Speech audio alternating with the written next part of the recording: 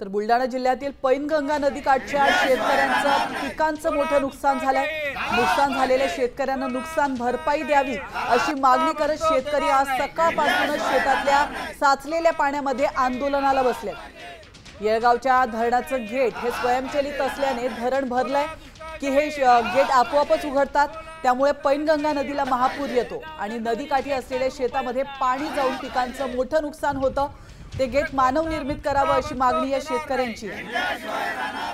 ओला दुष्काळ जाहीर झालाच पाहिजे, ओला दुष्काळ जाहीर आता म्हणतो देणार नाही, इंडियाशिवाय राहणार नाही। ओला दुष्काळ जाहीर झालाच पाहिजे, ओला दुष्काळ जाहीर झालाच पाहिजे, राहणार नाही। ओला दुष्काळ जाहीर झालाच पाहिजे। आता isakal.com आहे देशातील नंबर 1 ची मराठी न्यूज वेबसाईट। प्रत्येक अपडेटसाठी isakal.com ला नक्की भेट द्या।